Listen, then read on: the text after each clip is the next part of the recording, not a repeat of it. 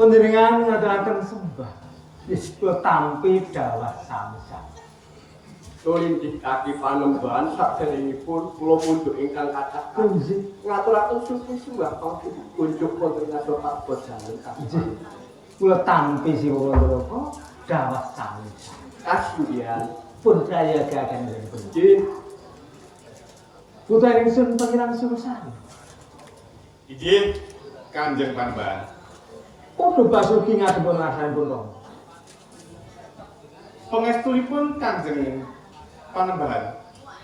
Kula ngestokaken ngaturaken sungkem pangabekti dumateng Kanjeng Panembahan. Ya semono bektimu marang wong tuwa. Ngaturake sungkem tak tampa pangasta wae kampang. Inggih. Kula ngaturaken bunging panarima. Ya.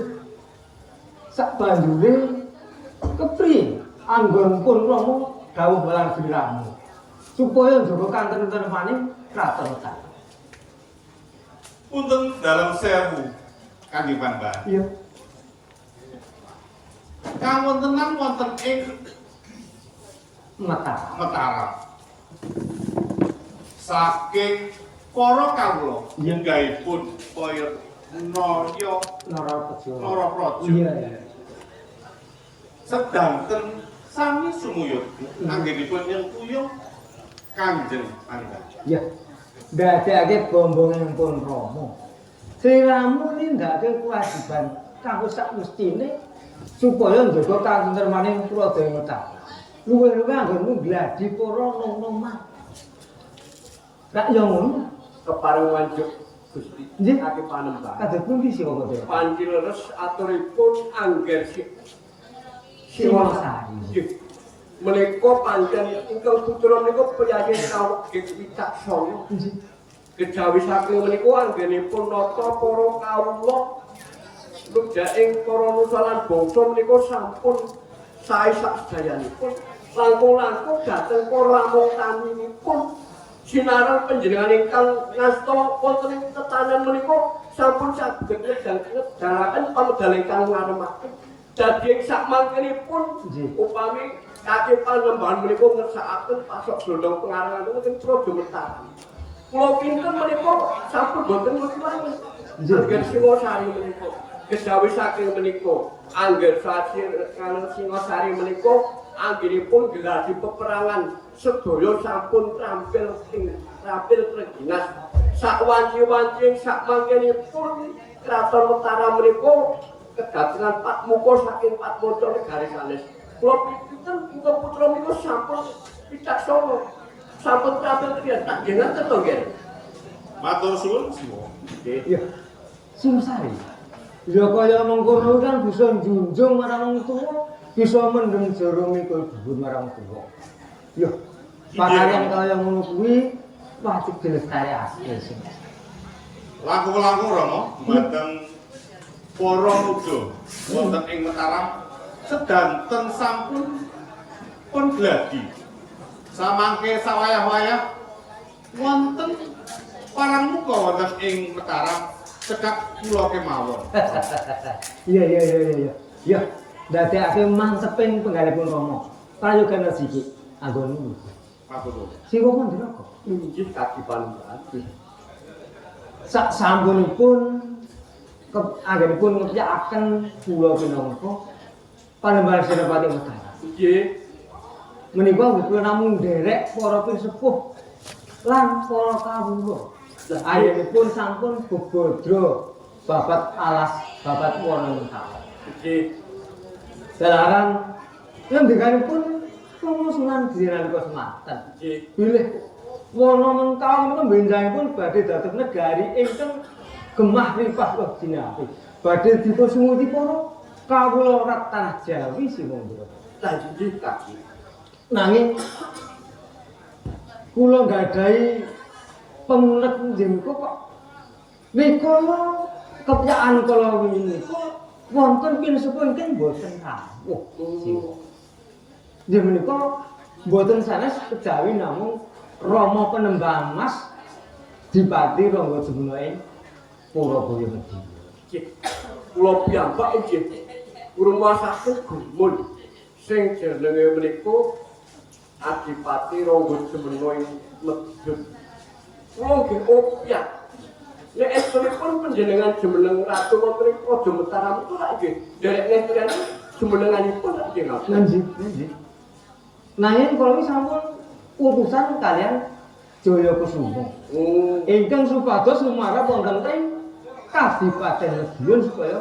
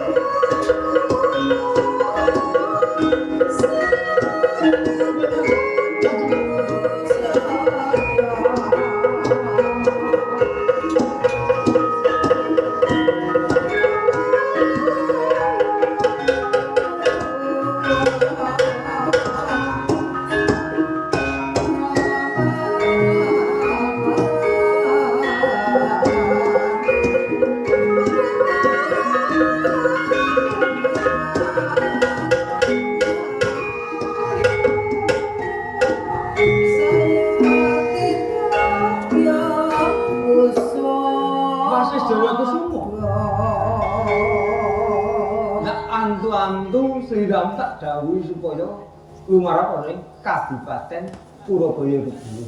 Kepiye kabar kawusan? Inggih. Saderengipun kula munjuk atur wonten rasa sampeyan dalem. Iya. Langkung rumiyin kula ngapuraken sungkem pangabekti katur wonten sampeyan dalem. Ih, ndak tampa pangestu wis rekampan. Sangat kawula pundi saengga dadosna dayane kula nderek ngadhep wonten sampeyan dalem sinuwun Prabu. Iya. Sak banjure kepiye? Kepareng munjuk sewu lepat kula munjuk atur wonten sampeyan dalem. Iya. Ingkang samangke wonten sedaya kelepatan ati mawantu-wantu. Nyuwun agung pangapunten sinuwun Prabu. Iya. Saestu dinten ingkang sampun kelampah. Saha dinten ingkang sampun kawuli. Kula ngendikane dawuh dalem sumados lumarap wonten ing Madiun sedaya sampun saged kelampah. Iya. Menggatur ingkang saklajengipun. Sedaya menika boten kirang-kirang ganipun matur wonten ngersanipun Kanjeng Panembahan Mas ing Madiun. Iya. Rak ya menapa jure. Oh iya. Menika banjuri pinangka kanthi kula Iya. nalika semanten lumarap wonten ing Madiun. Rak boten wonten kepatipun to. Rak ya menapa. Iya. Ana benere sliramu Kula Ki Mandaraka Sak ofisnya seliramu tekan Praja Mataram. Aku wis ngrasakake bungan lan seneng. Mbok menawa seliramu iso ngangkat Adipati Rangga Jemuna. Ya ngono to. Ki Mandaraka nggih. Wanci menika Ki Mandaraka malah diatur kaliyan Jaya Kusuma. Mestanipun boten kirang-kiranganipun diatur wonten Madiun. Menawa inggih sampun nyendikane dawuh dalem Kanjeng Panembahan Mas menika mboten kirang-kirang. Ora menapa Ki Mandaraka? Ing medya ingkang samangke kula badhe ningalaken tandha prasetyanipun Ratu Sesembahan kula panjenengan Ratu Panembahan Mas ing Mataram mriki. Nek mboten wonten lepatipun kita Ki Mandaraka. Nggih. Ya rak cek. Aturke karo Kanjeng. Dasaripun injih Kanjeng Panembahan Mas ing Mataram menika mboten wonten lepatipun. Kula saking Pati dubune Mataram pinangka Senopati. Iya. Sing rawuh ndak utus lumarap ana ing Kabupaten Mediya. Injih, Kabar kawusane kepriye Jaya Kusuma? sing matur aku pokoke. Aja ndadekake penggalengku dadi ruwet. Jaya Kusuma. Injih, Mah, nyuwun pangapunten sapertawis kula kepengin rembagan kalang kanthi kula. Rak nggih boten wonten lepatipun to sinuwun. Kurang but. Tak ngaten to Ki Mandaraka. Nah, coba. Malah sining kuyung panjenengan jeung pangeran Singosari. Nggih. Mah, yen pangapunten jeung pangeran. Sapertawis kula munjuk atur wonten rahmanipun jeung pangeran wonten Ratu Grang Prayogi mestanipun jeung pangeran paring pangapunten dhateng Jaya Kusuma. Ra ngaten to Ki Mandaraka. Lah, Nggih. Iya. Sak banjure kepriye Jaya Kusuma? Kok mubeng ngaturmu? Cetok. Perjure. Nggih. Amit dalem sewu Iya. sinuwun Prabu. Kula dinawuhan nalika semanten lumebet wonten ing medyan sampun saged ngadeg. Heeh. Sedaya dika dalem sampun kula aturaken. Iya. Mestanipun bombong manahipun Kanjeng Panembahan Mas ing Mataram mriki. Ning kaping kalih kemudian bombong wonten ing medyan panjenengan Kanjeng Panembahan Mas Rangga Jamu. Nggih, Nggih, malah kanthi kula kedah kula matur wonten saben dalem kedah kawula. Oh, iso ngrangket. Watakipun Jaya Kusuma. Itu kurang. Mestanipun boten kirang-kirang. Iya. Dika dalem kula aturaken. Ewa semanten. Medyan menika kula matur menika gangkit prasaja ningalaken sedaya dika dalem. Maksudipun kula rak dodok saling rembak menika gumantung wonten ngersanipun Jaya Kusuma. Tak banjure? Injih. Malah katentreman medyan panguwaos dipun pasrahaken Rangga Keniten. Nggih bekang Mas kula ingkang nalika semanten gesangipun wonten Pasuruan. Pasuruan to. Ayo lek Tak banjure kepriye? ketolape Aku mantu aturmu Jaya Kusuma. Ning mangken aku medal-medal nek mboten jambare mboten bubar menika. Nggih. Rasa wengi-wengi. Nggih. Gumantung dalangipun. Nggih. Malah ewa semanten watakipun Jaya monggo diatur sampun katpamit. Wosipun rembak. Ingkang depane medyan menika Kang Mas Rangga Keniten. Rangga Keniten. Nggih.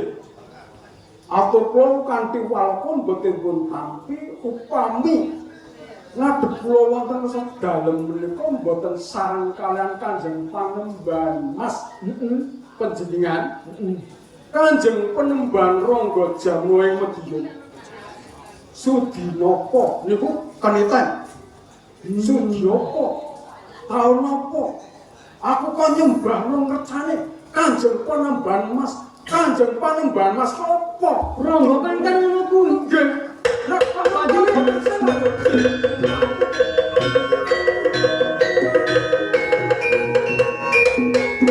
banjure kepriye Jaya Kusuma? Sak banjure anggonmu sawarane Mataram kepriye kawusanane? Ndak dawuh supaya ning Kabupaten Mediya. awrat ingkang kados menapa kula nyuwun pangapunten Kanjeng Panembahan Mas. Piye? Yo wonten tangan palagan kula saandhan kawon. Kalah. Nggih. Si Wandraka. Nggih, Kaki. Menawi Jaya Kusuma kawon, kula iki enggak itu dadi kira ngene kabeh dhewe.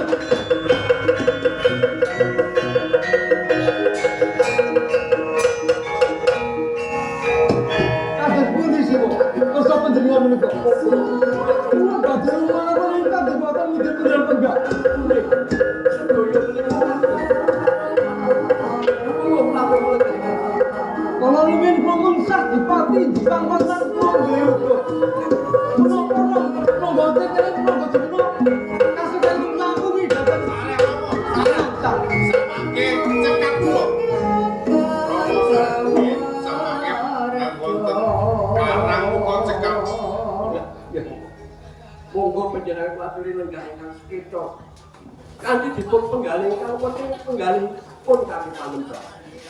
pripun si Wandraka? Sing jenenge wong tumindak ngoten kemawon ampun tumindak ingkang buta busuk ngagem kalampun ngagem kok leripun sampun wonten cungkunipun nalika peperangan Jepang kaliyan Pajang menika sing jenenge penangsang menika wong gagah dibeksa wong dekat digayan iki ing kenapa bisa dikalahke karo si Joyo kalau si Dalang Sutowijoyo menika apa saking mereka akalipun penjawi kali pemata Si Wandraka. nggih Lajeng sinten malih ingkang kula supados wonten ing Kadipaten Mediya. nggih Dimas Jaya Kusuma kawon kawon. nggih mangke rumiyin sak menika wonten cara kaki panembahan Nggih. wonten tabungan punika iwa ampun ngantos butek banyune leripun gandeng panjenengan menika inggih kagungan wanita ingkang endah suri secara dening warga menika ingkang garwa piyambak Lajeng sinten? menika ingkang kagem Rantri Mas Ingkang dipun kersakaken si Wandraka terus pundi? nggih menika panjenengan kula aturi lenggah ingkang sekedha mawon to nggih Amit dalam sewu yang penambahan. Iya. Sakwentawis kula aturi mirengaken sedaya dalem iki Mandaraka nggenipun lenggah kula aturi sarah sakwentawis mirengaken sedaya dalem iki Mandaraka yang penambahan. Ya, Jaya Kusuma. nggih Terus pundi si Wandraka? kula niku ngaku Nggih. gandeng panjenengan menika kagungan dawuh iki nyimung ngadisana Sinten? nyimung ngadisana ketok menika panjenengan nggih boten kedah dipun pripun malah kedah dipun tigakaken menika kagem sarana ing sakmangkenipun putra garwa panjenengan nyimung ngadisana menika kaliyan saged kagem blaket si Rangga Jemena Medun Nanging Adi Sangka sedaya wanita niku garwa kula sih. leres senajan menika garwa panjenengan menika kagem sarana ing sakmangke saged kagem ringkut Adipati Rangga Jemena Amit dalam sewu yang penambahan. Nggih. Piye? Piye panci menika Jaya Kusuma mirengaken sedaya dalem iki Patih Mandaraka wonten rasa sampeyan dalem sawentawis lenggah mirengaken dika dalem iki Mandaraka kedah sedaya dika dalem iki Mandaraka dipun tampi yang penembah. Ya, si Wandraka menawi ngaten. Nggih. Kula nderek mawon. Kula nderek si Wandraka. Jaya Kusuma timbalono Adisara. Sepiye Dalem kula suwun ya pancen niku medal pasenan yang panjenengan.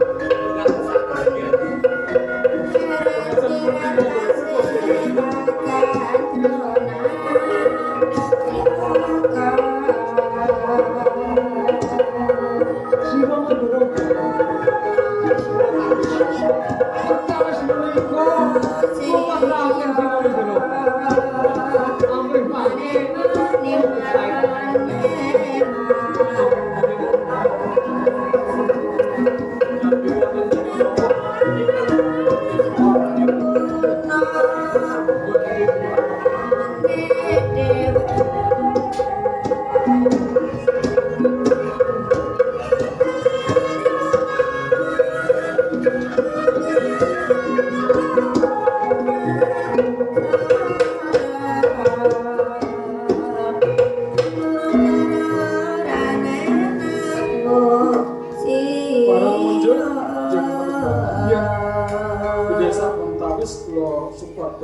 timbali Nyaji Soro wak sak mentawis manah. Wanci menika sampun ngadep wonten saben ta. Pramila saking menika kok semanggaken. Iya. Aji Soro. Kakek sih yang tak nimbai.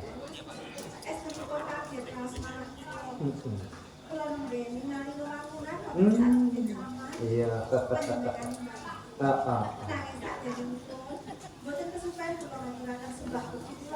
Iya tak tompo paro itu terutama. Sugeng nggih Aji Soro.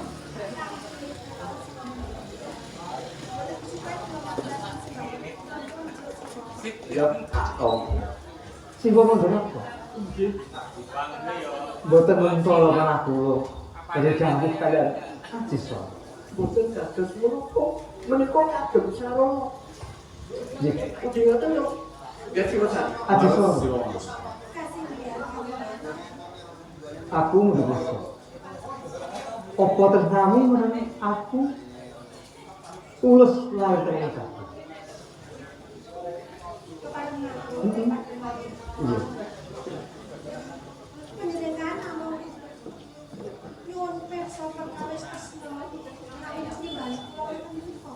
Iya.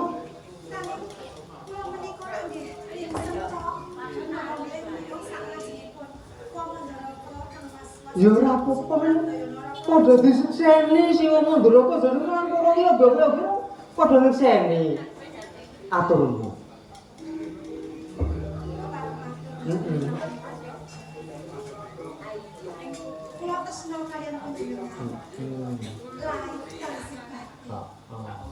Nek sliramu tresno marang aku lae tengene batin.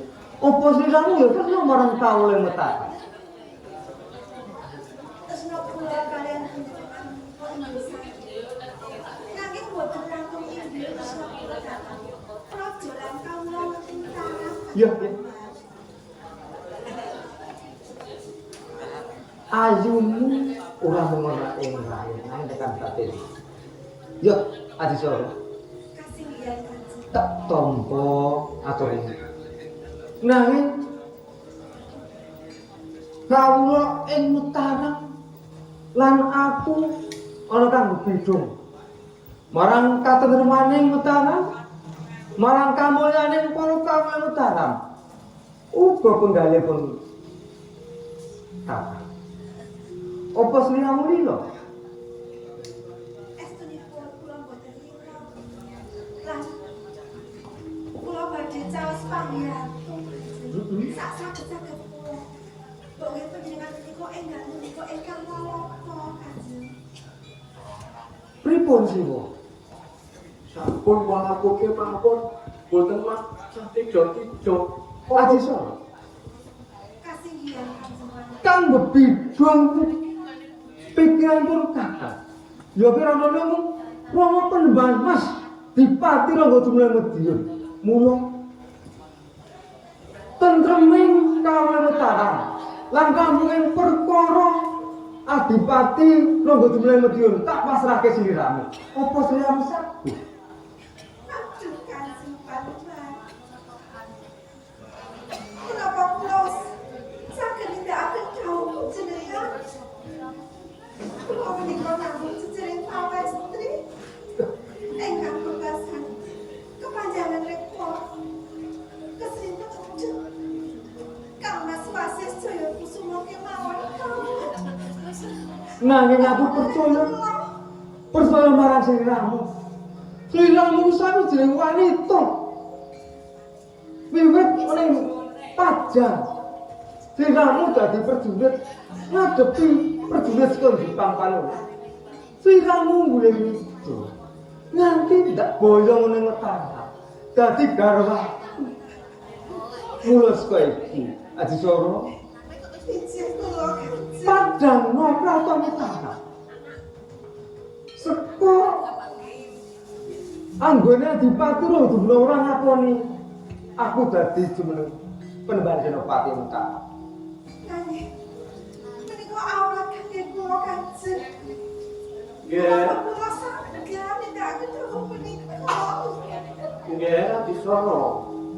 Kasinggihan sipun. sliramu rasa pas semeru. Kula kedadosan putih siwa. Sak mengkune jenengan nek sliramu majulen palagan. Engko Pondoro ora bakal rela karo sliramu uga awakku. Mereka ya ora rela terus sliramu. Tansah ndampingi lakumu tak izinkan betul ya. Adisara. Leres. Kasih dan panjenengan. Mengko Sasana kan bakal Siwa Mandraka ingkang bakal mlapat lakuning Kabupaten Kediri. Kanjeng Panjenengan. Sinaosa akrab. Nanging bilih menika ingkang dados kersa panjenengan. Iya. Lan kami tangga putih tresna kula dhateng panjenengan. Lan tresna kula dhateng kawula lan raja. Iya. Kula saged kanjeng. Yo. Aku tenang. Aku nurut banget. Panjenengan.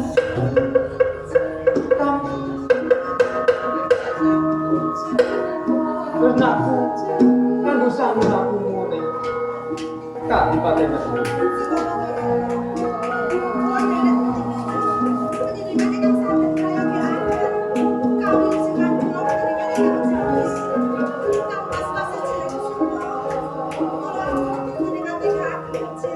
Kula aturi ngatos sanes menawi yen iya Cisoro dengan kami jauh dalam jengkel negara.